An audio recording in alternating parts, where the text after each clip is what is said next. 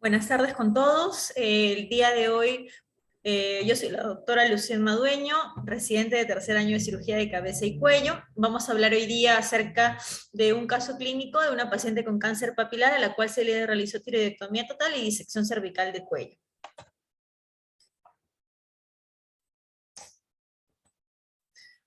El caso clínico es una paciente mujer de 17 años, como antecedentes de importancia, su mamá tuvo carcinoma papilar de tiroides, un tiempo de enfermedad de 2 años, la paciente refería una pequeña masa en región cervical anterior móvil, no dolorosa a la palpación, que aumentó de tamaño en el transcurso de los años. La paciente negó disfonía, niega disfagia y niega sintomatología adicional.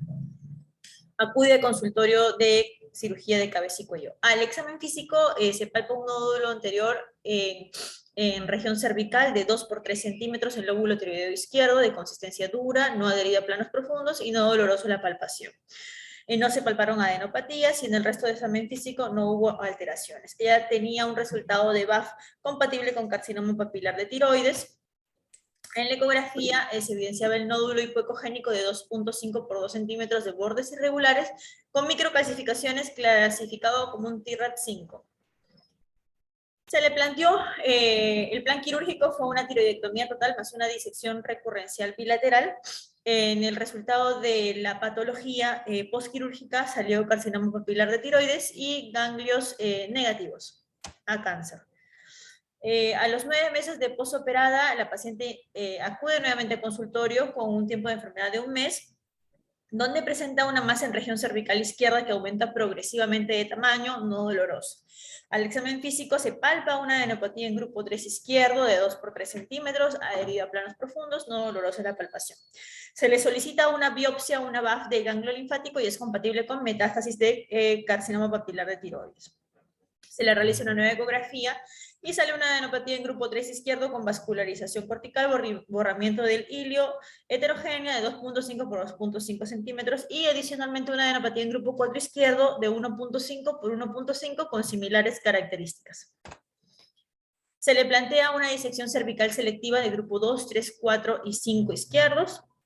En el resultado final de la patología sale adenopatía en grupo 2, grupo 3 y grupo 4 positivos para metástasis en carcinoma papilar de tiroides.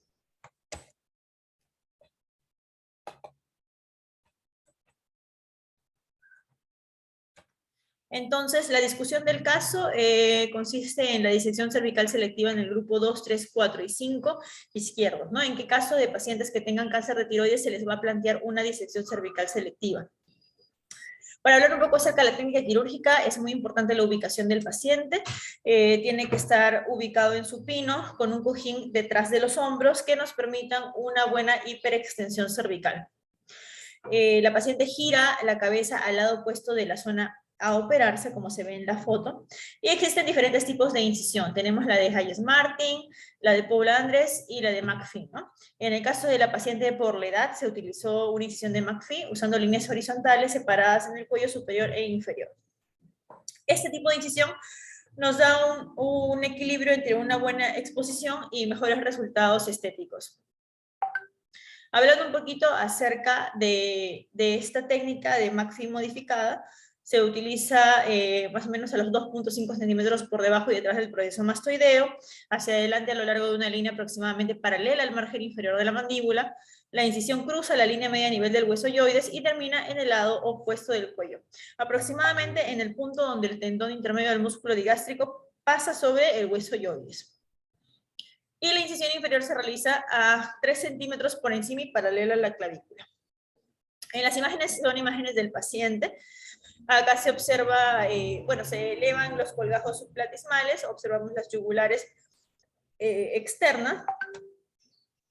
Acá vemos cómo llegamos primero, en primera instancia se hizo la disección del grupo cervical 2, ¿no? Acá identificando siempre el vientre posterior del músculo digástrico, se ligó la vena facial y se retrae un poco la glándula submaxilar superiormente. Disección del grupo 2A.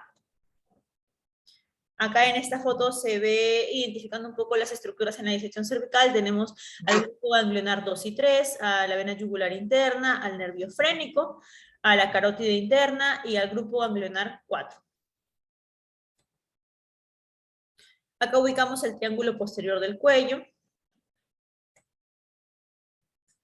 Acá ubicamos al nervio espinal, importante para evitar un síndrome de hombro doloroso postoperatorio en el paciente. Y el nervio auricular mayor para evitar pérdida de la sensibilidad en la oreja del paciente, ¿no? Entonces acá en la técnica quirúrgica se dice que el músculo esternocleidomastoideo desde la punta de la mastoides al músculo moyoideo se identifica el nervio espinal accesorio. Normalmente su ubicación es en el tercio superior a 2/3 inferiores del esternocleidomastoideo.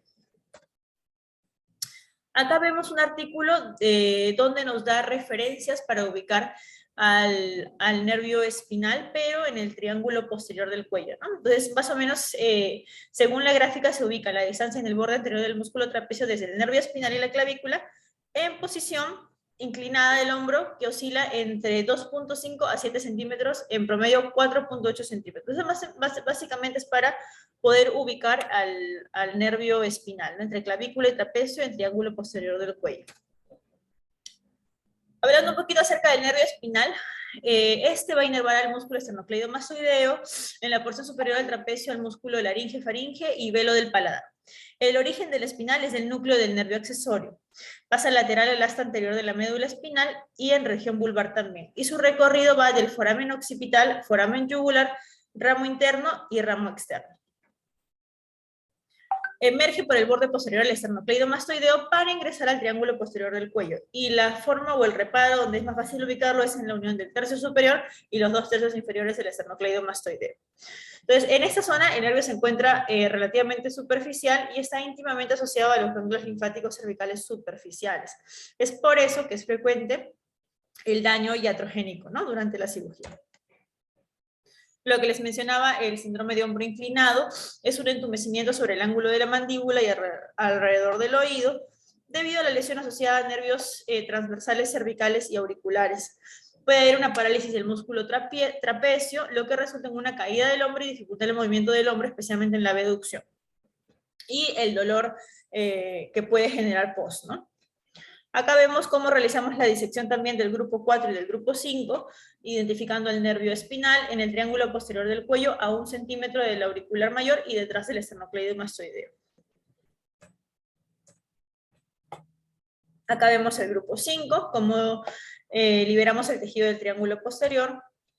Y acá vemos el famoso plexo cervical, ¿no? Acá es importante ubicar el punto de ERF, que es el as...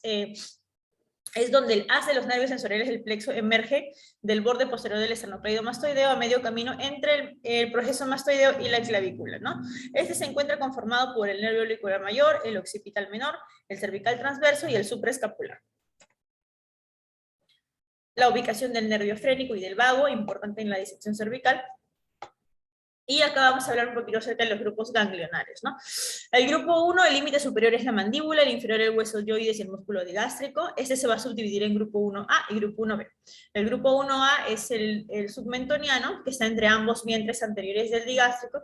El grupo 1B es el submandibular, que está entre el vientre anterior y posterior del músculo digástrico. Y como contenido importante tienen a la glándula submaxilar. El grupo 2, el borde superior es base de cráneo y el inferior es una línea imaginaria a nivel del yoides o la bifurcación de la carótida. Anteriormente limita con el músculo estiloyoideo, posterior con el músculo trapecio y se subdivide en grupo 2A y grupo 2B, que lo limita el nervio espinal. Grupo 3, a nivel superior el límite es la línea horizontal a nivel del yoides, a nivel inferior el cartílago cricoides. Limita posteriormente con el esternocleidomastoideo y anteriormente con el esternoyoideo. El grupo 4 a nivel superior limita con la línea horizontal a nivel del cricoides, inferior con la clavícula, posterior con el esternocleidomastoideo y anterior con el esternoyoideo. Este se va a ir en grupo 4A y grupo 4B, y quienes va a delimitar el A y el B es el homoyoideo, ¿no? En el grupo 4A son los nodos localizados hacia la cabeza de la clavícula, y en el grupo 4B son los nodos localizados hacia el cuerpo de la clavícula, por detrás de la yugular a la altura del conducto torácico. En el grupo 5 está dentro del triángulo posterior del cuello, delimitando anteriormente con el borde posterior del esternocleidomastoideo y posterior con el músculo trapecio. Ese es el piso, ¿no? inferiormente con la clavícula. Este grupo 5 se va a ir en grupo 5A y grupo 5B. Grupo 5A es el ápice del triángulo cervical posterior, los ganglios por encima de la línea media horizontal a la altura del cricoides, que se va a subdividir en grupo A superior y grupo A inferior. Mientras que el grupo B son los ganglios localizados por debajo del plano horizontal del borde inferior del cartílago cricoides y comprenden el tejido debajo del vientre posterior del músculo homoiodeo hasta la clavícula. El grupo 6 es el compartimiento central o visceral. Acá, básicamente, el límite superior es el hueso yoides, el inferior es la arteria innominada, y lateralmente se delimita con la carótida. Son los nodos pretraquiales, paratraquiales, prelaringeos, peritiroideos y perirecurrenciales. Este grupo 6 tiene también subdivisiones A, B, C y D. A, el prelaringio o delfiano, entre el hueso yoides y el cartílago cricoides. El B es el pretraquial, el C son ganglios paratraquiales derechos y el D ganglios paratraquiales izquierdos. Este es un resumen fácil acerca de la disección cervical y los subtipos. Tenemos la disección cervical radical, donde se sacan los ganglios del grupo 1 al grupo 5, incluido el músculo esternocleidomastoideo, incluido el nervio espinal, incluido la vena yugular interna. Luego tenemos la disección cervical modificada, donde hay subtipos. Hay 3 subtipos, pero vamos a sacar los ganglios del grupo 1 al grupo 5. Y los subtipos se dividen según la estructura que preservan. Por ejemplo, en el grupo 1 preserva el nervio espinal, en el grupo 2 preserva al nervio espinal y el músculo, y en el grupo 3 se preservan las 3 estructuras. Luego tenemos la disección cervical selectiva, donde se van a dividir en suprahomoyoidea extendida, disección cervical lateral, disección central y disección posterolateral.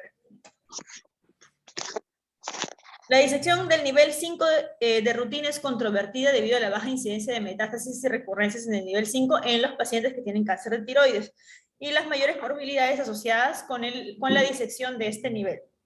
Es por eso que es controversial retirar los ganglios del nivel 5.